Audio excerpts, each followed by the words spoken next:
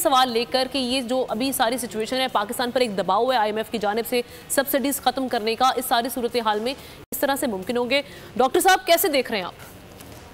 सवाल तो आपका ये है कि आने वाली हुकूमत को मुआशी क्या क्या चैलेंजेस हैं और वो जो सब्सिडी का पॉइंट है। देखिए सब्सिडी तो सबसे थोड़ा सा इसके बारे में ये बता दें कि सब्सिडी जो है वो हुकूमत जो है वो रियायत देती है मुआशी शोबे को, इदारों को और इसी तरीके से आवाम को और जो तजारत कर रहे होते हैं उनको।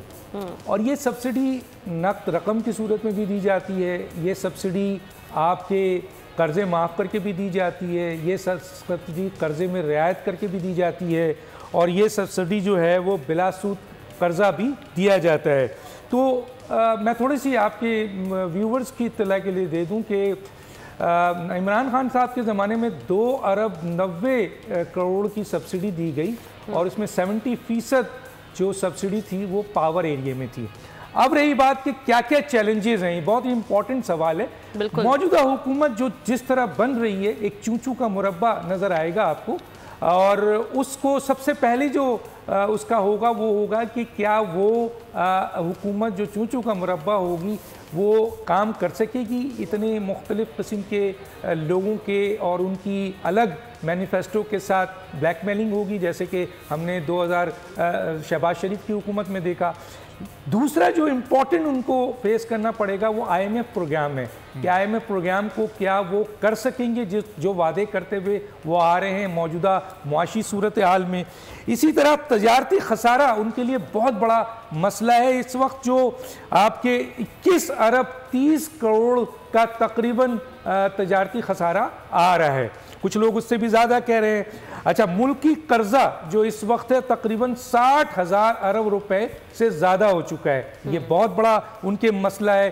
गर्दिशी कर्जा जो कि 5,734 अरब है, ये भी उनके लिए एक बहुत बड़ा।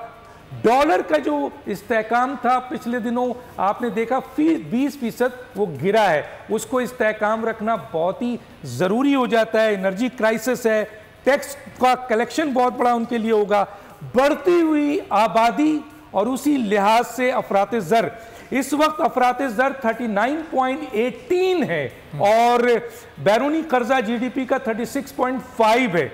शरह सूद जो स्टेट बैंक के हवाले से 22 है, करेंसी जो है 20% मैंने जैसे कहा गिरी है। महंगाई इस वक्त 42 से 47% लोग कह रहे हैं। खते गुर्बत से इस वक्त लोग 40% से ज़्यादा हैं। अब आप ये बताइए कि इस मौके पर पाकिस्तान की जो मौजूदा मुआशी सूरत हाल है, उस सूरत हाल में ये इन चीज़ों को इनके लिए बहुत बड़ा चैलेंज है। इसके अलावा जो दूसरे चैलेंजेस आएंगे वो दहशतगर्दी भी है और इसके अलावा जो एक बहुत बड़ा चैलेंज होगा वो सियासी इस्तेहकाम ला सकेंगे, क्योंकि मईशत का बराह रास्त ताल्लुक जो है सियासी इस्तेहकाम पे है। तो मुझे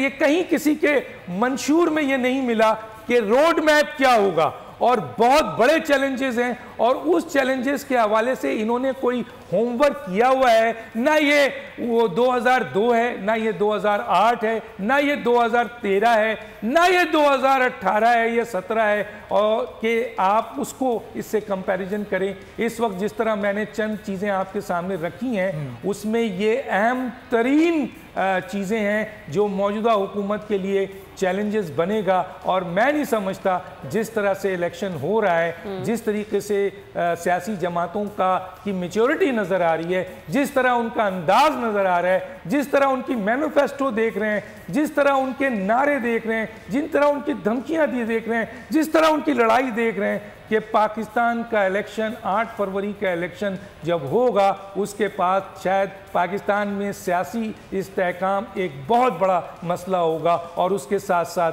ये तमाम मुआशी इंडिकेशन जो मैंने दिया है, जो मेरी समझ में है एज ए तालिब इल्म, ये इनके लिए बहुत बड़ा चैलेंज होगा। तो डॉक्टर साहब ये बड़ी सब्सक्राइब करें और बेल दबाएं ताकि कोई खबर रह न जाए।